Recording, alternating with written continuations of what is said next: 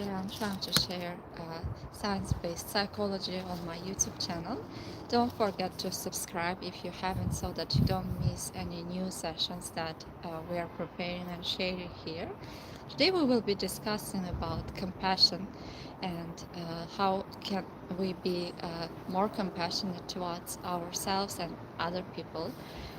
And we prepared webinar using acceptance commitment therapy, solution focused brief therapy strategies, and science on how to ask yourself better questions in order to be a version of you that you want to become, and how we can approach our lives and ourselves, the people around us, more intentionally with more compassion, and what can we do to achieve this goal. So if this session was useful for you, what you would like to change, what kind of internal shift would you like to notice? So if you set a goal, or if your hopes are to be more compassionate towards others and yourself, what would you like to notice about yourself? If this already started to happen, what would be the first signs that you are being more compassionate towards others and to you? Try to answer these questions, and as we will be discussing about different strategies you can apply your these initial best hopes and goals according to the questions that I will be sharing with you. Compassion Compassion is not an innate personality trait. It's something that can be developed and learned over the lifespan. And research from mindfulness, ACT, compassion-focused therapy and relationship psychology suggests that compassion can be developed and grown through intentional awareness, emotional regulation strategies, increasing empathy, self-awareness, intentional actions, perspective taking, and consistent small behaviors, and uh, commitment towards the version of you that you want to be. And here are evidence-based ideas you can include uh, in your routines.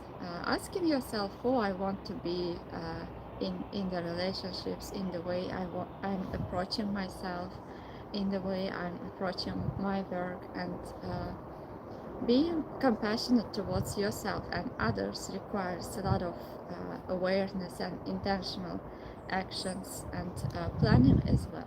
We are often very harsh towards ourselves. We are holding ourselves to standards we would never apply to someone we have, and oftentimes these are automatic behavior that we learned either in the childhood or from other people, and when our awareness is not high, we are keeping acting on an autopilot by responding to challenging emotions or situations automatically.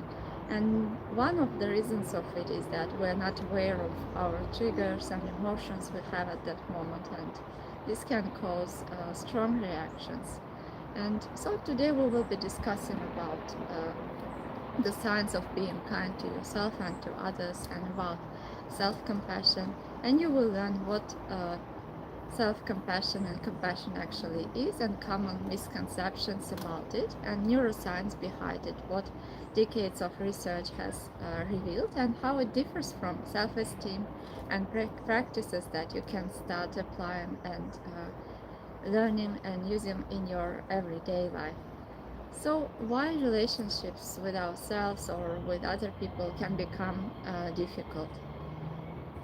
Our brains are wired for protection. They were designed in order to keep us safe from danger, from possible uh, damage that might happen around us. That's why we are all like, our brains are constantly seeking for possible threats and trying to protect us from this. And anytime when your brain scans anything that can be risky or dangerous for you, uh, there will be an urge to protect yourself. And during emotional stress, for instance, if you feel burnout, if you feel tired, this can even increase and can be in a heightened levels, and many people automatically move into defensiveness, blame, withdrawing, criticism, or emotional shutdown, even not being aware of these states. And this This often can be driven by fear or fear of rejection, fear of abandonment, or any adverse experiences you had in the past, or fear of not being enough, fear of vulnerability. So different kind of fears can be in the play before we are before the conflict is escalating on both sides, or even with ourselves. Sometimes we have conflict, misunderstandings with ourselves, we can feel angry with ourselves, we can feel self-critical.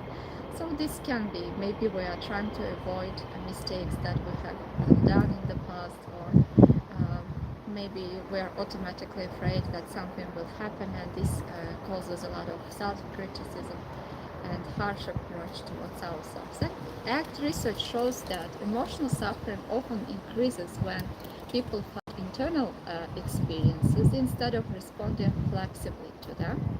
So becoming aware of your feelings, of your triggers, and of your thoughts can considerably help you to respond calmer and in the manner that you want to respond. And ability to stay present, open, and values guided even during emotional discomfort can help you to get closer towards the change you want to see. In ACT, it's called psychological flexibility, and it includes noticing emotions without becoming consumed or hooked by them, and just allowing thoughts to exist without automatically believing them, or allowing the feelings to be there without automatically reacting to them, and choosing behaviors, reactions aligned with what matters for us instead of acting impulsively. And research has shown that psychological flexibility is linked with better relationship satisfaction, lower emotional reactivity, improved conflict recovery, greater empathy, and responsiveness. So, first of all, as we have already asked in the beginning of the session, we need to decide who we want to be, who I want to be in the moments of emotional difficulties. How do I want to approach myself and other people around me? And what can I do in order to be kinder towards myself and towards other people around me? Maybe you would choose for yourself, being more patient, respectful, compassionate, calm, courageous. And many people carry harsh internal narratives, and there can be a lot of beliefs about themselves, stories that they have constructed without even being aware of it. Maybe they think I'm too much, I'm difficult to love, I have a lot of flaws, I'm a failure. And research shows that self-criticism generally increases during the times of emotional reactivity, avoidance, anger, relationship difficulties, challenges. And self-compassion can help to regulate, to manage your emotional threat responses. And instead of saying something is wrong with me, you could practice, I'm struggling right now and I deserve care while I work through this. And also reminding yourself that anyone is experiencing challenging emotions at certain time of their lives, and that experiencing challenging emotions is a part of being human, and that everyone carries their own challenges, difficulties, emotional pain. Can help us to remind about common humanity, that any, all the humans are having difficult feelings, and this is evidence that we are still alive and that we are human. And many unkind responses generally happen automatically during stressful times, and compassion practices can help you to respond better and in the manner that you want to respond during challenging situations. And these strategies include pausing, breathing, and asking, what might this person be feeling right now? This creates space between emotion and behavior, and it helps emotional regulation, improves empathy, reduces reactive aggression. Maybe and also assuming that there can be more that we don't see about the person. For instance, what generally makes you irritated or angry or nervous about the person. And oftentimes I notice when I have these feelings, these are the times of blindness. There are some spots that I'm not able to see. Maybe I cannot think about what challenges they might be experiencing at that point, or why they might be feeling this way. And people often carry invisible struggles with anxiety, grief, loneliness, burnout, insecurity, trauma, fear. So when we consider these realities, it can be easier to respond to people with kindness, even at challenging times. And instead of asking ourselves why they are acting like this, we can try asking what pain or stress might be influencing them, and this increases understanding, mutual understanding. And also, while listening to understand, not to win. Compassionate listening means not interrupting, not preparing, not trying to fix immediately, and practicing reflective listening. For instance, saying, "It sounds like you felt overwhelmed. I can understand why that hurt." And feeling, feeling understood can reduce emotional defensiveness.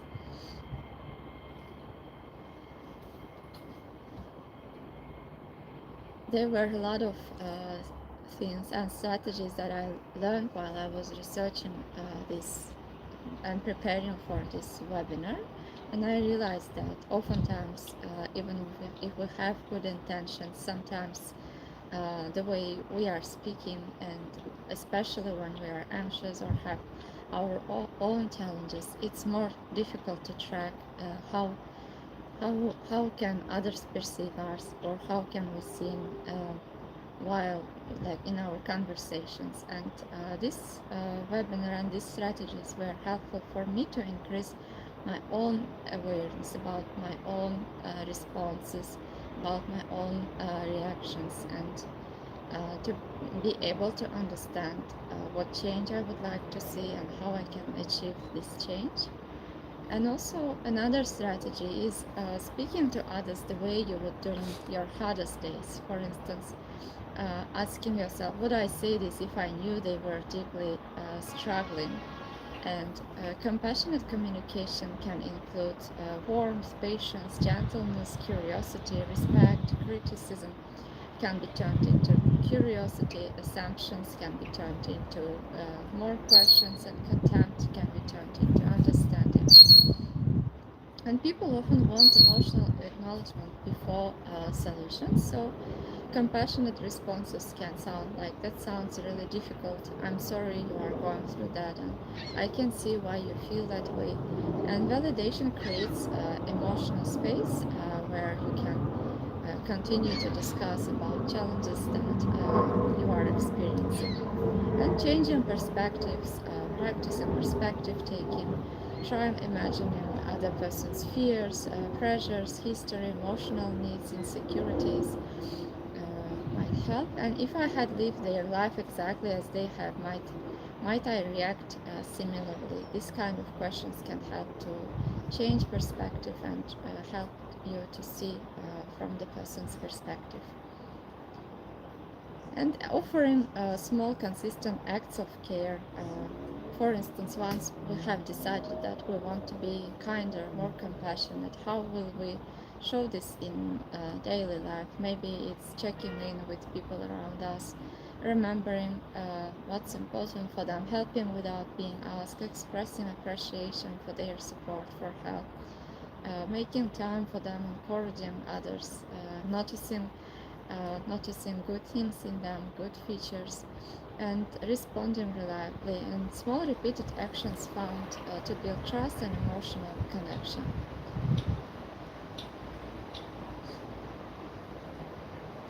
And also noticing your own resilience and capabilities, good features, good qualities in you is also one of signs of being kind towards yourself. For instance, what might people feel while interacting with me?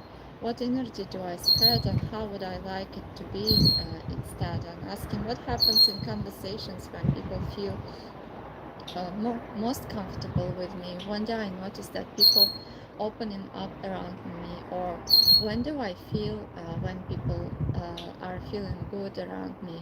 Maybe people experience calmness, warmth, acceptance, encouragement, curiosity, emotional safety, or perhaps stress can be causing us to become impatient, distracted, critical, or emotionally unavailable. And this encouraging part is that energy is not fixed and identities are not fixed, and until we die, our brains are flexible and we can learn new ways of responding. And small relational shifts can completely change how others experience us, even one intentional behavior, like listening more carefully or softening our tones, can create meaningful change. And compassion grows when we notice automatic judgments without fully attaching to them. And noticing moments when am I most judgmental, or what is triggering me, what exactly is resulting in behaviors, for instance, that I don't want to be in. And this uh, this helps to avoid labeling ourselves, and instead we can explore contexts and patterns that help us to be the person we want to be at that moment. And we might ask what tends to be happening when judgment decreases, or when we can connect with people around us, when we feel safe, or when we can show our empathy or kindness. What stress, fear, or insecurity might be underneath it, and what are some moments when we can act with kindness towards ourselves and towards others, even during stressful times. What contributes to it? Which thoughts, which mindset? What do we notice exactly before being kind during challenging times? And if we are often judgment increases when we are emotionally overwhelmed, tired, exhausted, threatened, we feel insecure, disconnected. And then we ask a future oriented questions. When would be different if I responded with curiosity instead of judgment? Even noticing exceptions matters. And when am I less judgmental? When what helps me become more understanding? And those exceptions reveal strengths and features that are already present. And how can we show our kindness towards ourselves and others? Noticing, for instance, your own successes, what went well, what are some things that we feel grateful for, and thanking people for being with us, for supporting us, and acknowledging effort when we see, expressing genuine appreciation. And for instance, we can say, I appreciate your patience today. Thank you for checking on with me. You made today easier. And gratitude strengthens relationships and increases positive emotional connection. And learning to apologize compassionately. A compassionate apology can include accountability, empathy, repair intention. And effective apology structure might include acknowledging behavior, validating impact, taking responsibility, expressing care, and asking how to repair. For instance, a sentence might look like, I realize my words hurt you or my behavior hurt you. I understand why that was painful, and I'm sorry. I'm genuinely sorry for that, and care about our relationship and want to handle things differently. And research shows that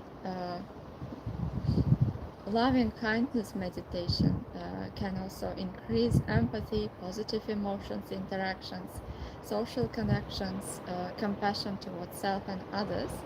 And we can simply can practice it silently repeating sentences such as, may you be safe, may you be healthy, may you feel peaceful, may you feel loved. And you can direct this towards the people whom you love, whom you care, towards the neutral people, towards whom maybe you don't feel any feelings, or towards difficult people with whom you have challenges, and lastly, towards yourself. And one of deepest human needs is belonging, understanding, connecting, emotional safety, and compassion often begins with simple presence. Sometimes the most healing thing you can say is, "I'm here for you." And kindness is socially contagious.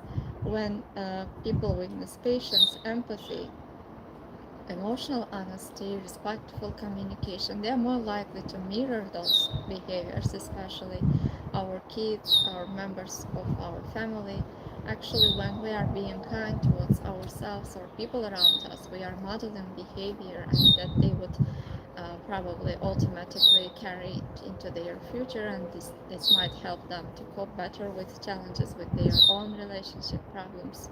And in a manner, we are becoming a kind of carrier of these qualities, and we are helping the people around us to see their own resilience capabilities, and helping them, guiding them to model behavior that they can use in their own struggles.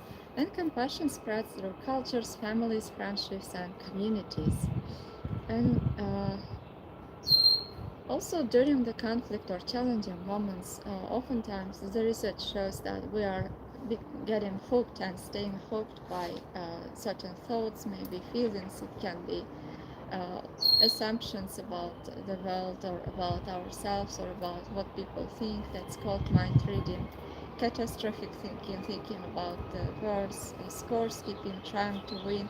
And common thought hooks might include, "they never care," "I'm being rejected," and "I'm not being loved." And ACT uses practices process called cognitive diffusion, stepping back and noticing these thoughts, and pausing and asking yourself, how do I want to respond to these thoughts? For instance, if our goal in the beginning was to be kind, even if I have these thoughts, how do I want to respond kindly towards myself or towards others? And research on attachment and emotional connection shows vulnerability is one of factors that increases intimacy, trust, and improves relationships. Many people protect themselves through anger, sarcasm, withdrawal, emotional numbness when they feel insecure or when they feel threatened. And this again can be happening in autopilot. And oftentimes we don't even realize that we might sound like that or we might act like that. But deeper connection usually requires emotional connection. And instead of saying whatever, I don't care, we can try, "I felt hurt and disconnected when that happened." And genuinely expressing your emotions, your feelings, can help to connect with people deeper, even if our minds are telling us the contrary. And over time, this can also again model a behavior for other people with whom we are connecting, and this might help them to feel safe and to open up as well about their own feelings. But avoiding vulnerability often prevents closeness. Therefore, ACT encourages people to make room for emotions rather than suppressing them. And research shows that emotional suppression is linked with higher stress, depression, anxiety, relationship challenges, whereas emotional expression increases empathy, relationship satisfaction, and decreases depression, anxiety, and mental challenges. So when emotions arise, or when we feel triggered, or when we feel uncomfortable, pausing, noticing physical, emotional sensations, observing emotions with curiosity, and instead of waiting for this feeling to disappear, telling yourself, "I can allow this feeling to exist without letting it control me, and I can act the way I want to act." Even in the presence of these uncomfortable feelings, can help to respond and to create change that you want to achieve.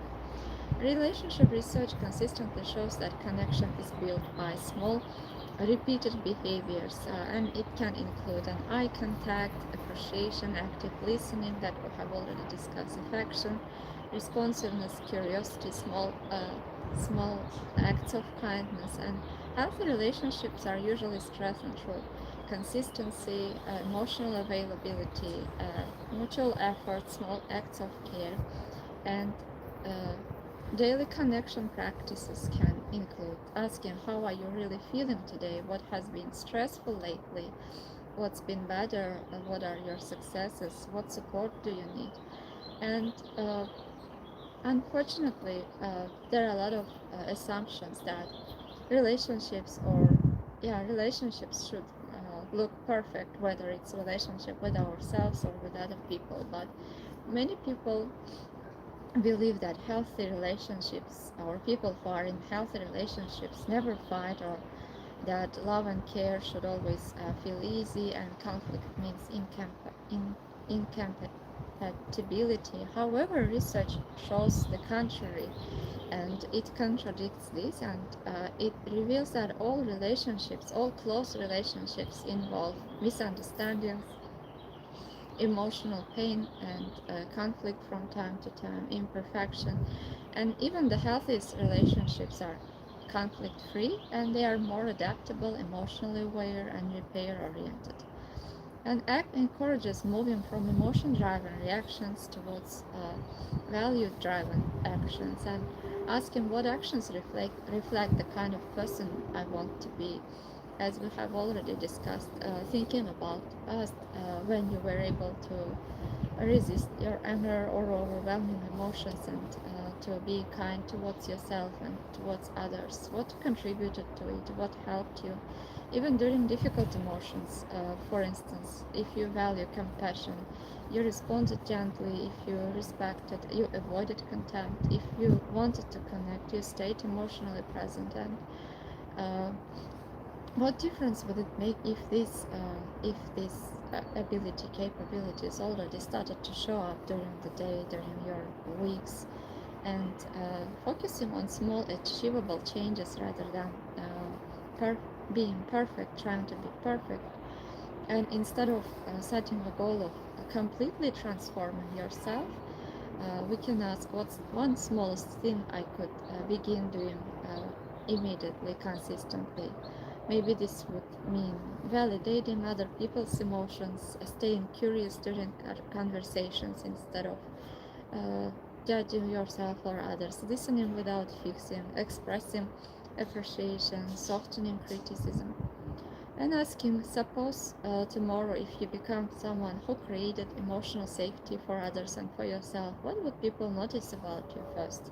Maybe you would look calmer, maybe you would be more patient and warm in your tone, maybe you will have a higher ability to understand others, and you will have higher empathy levels, greater presence, less defensiveness, and what parts of that are already happening sometimes. And because change usually begins with recognizing existing strengths and expanding on them.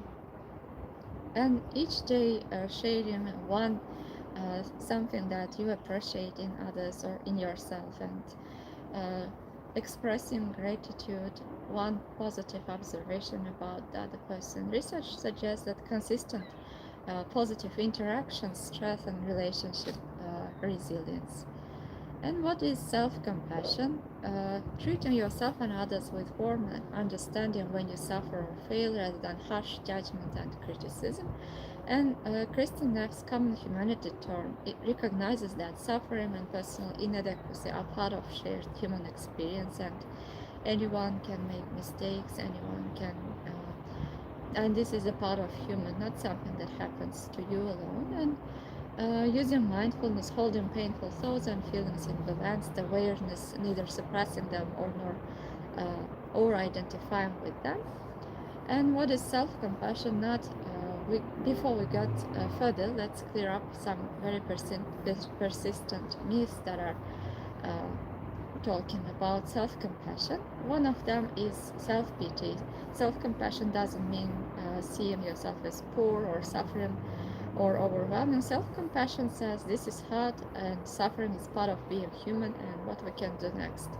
And the second myth is self-compassion makes you weak or lazy, and research shows the contrary, that self-compassion is linked with higher motivation, resilience, and personal accountability. And the third myth is that self-compassion means lowering your standards, and this is false. Research shows that self-compassion, that people are having higher standards. They respond with to failure with learning rather than shame.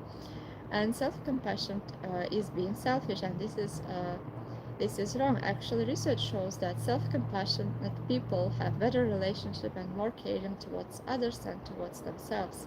And these myths are common, and they keep people from one of the most powerful psychological tools available. And what does self-compassion and what's the difference between self-compassion and self-esteem? Its distinction is important because Western psychology has focused heavily on building self-esteem, but there is a problem. Self-esteem is contingent. It requires feeling good, performing well, being better than others. When things go wrong, self-esteem collapses. And compassion is unconditional. You can use it at any time. It doesn't depend on success or performance, or it's available in failure, times of difficulties and imperfection.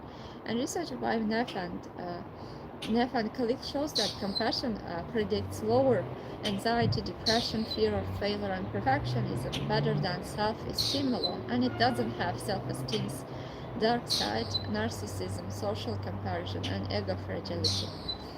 And neuroscience, what does neuroscience tell about self-compassion? What's happening in your brain when you are able to be self-compassionate? Self-criticism activates sympathetic nervous system. The threat response, cortisol rises, your brain treats your own self-critical voice as a threat, and this actually can be one of the reasons why we feel anxious, why we feel emotionally challenged, overwhelmed, because of not being aware of what our minds are telling us about ourselves. And actually noticing this self-criticism and being kind towards ourselves can help us to be kinder towards other people. And self-compassion activates mammalian caregiving system, oxytocin, endorphins, feelings of safety and connection. And research using shows that self-compassion practice activates insula, which supports uh, interoception and empathy and the prefrontal cortex while reducing amygdala reactivity. And in essence, self-compassion switches the brain from threat mode to safety mode, and in safety mode, learning, growth, genuine motivation become possible. It's something that might change how you relate to your inner critic. When you criticize yourself harshly, your body responds as if you were being attacked by someone else, and cortisol would rise, heart rate would increase, the threat response activates, and you are immediately the attacker and the attacked, and creating chronic internal stress. Research by Gilbert at the University of Derby showed that high levels of self-criticism are linked with high cortisol, elevated inflammatory markers, and significantly worse mental and physical health outcomes. And your inner critic is not keeping you safe, it's harming you. And the antidote is it's not eliminating critic, it's learning to respond to it with compassion. Research on self-compassion is extensive and compelling, and there are more important findings related with mental health. According to meta-analysis by Macbeth and Gambley covering 14 studies, found that higher self-compassion is linked with lower anxiety, depression, stress, and with larger effect sizes. And self-compassion predicts lower mental health difficulties. Even after controlling mindfulness alone, it's doing something beyond mindfulness. And there are links related with motivation and performance.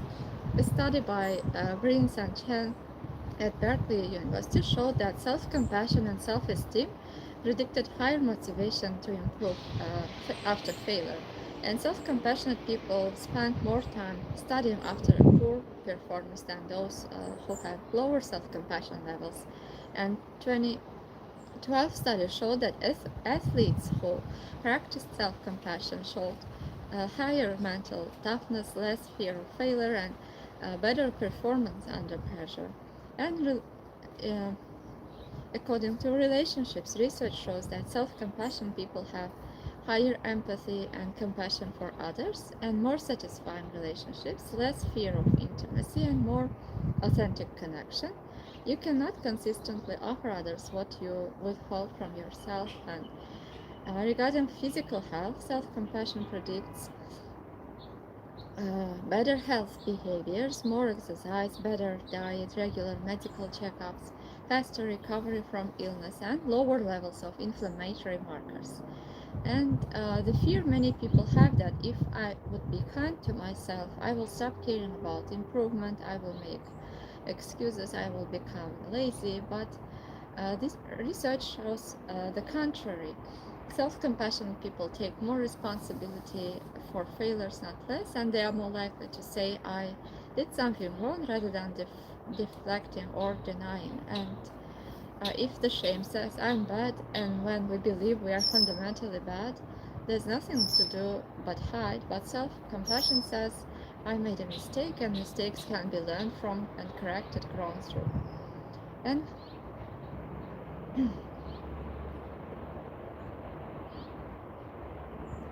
there were some questions that you asked previously. First of them, how do I start being more self compassionate if it feels completely foreign?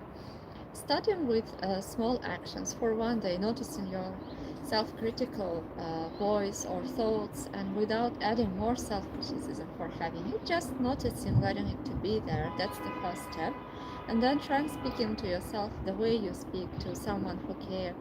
And even 10% kinder is a meaningful progress. And by time you will notice that it's easier for you to be more self compassionate if you do this exercise every day.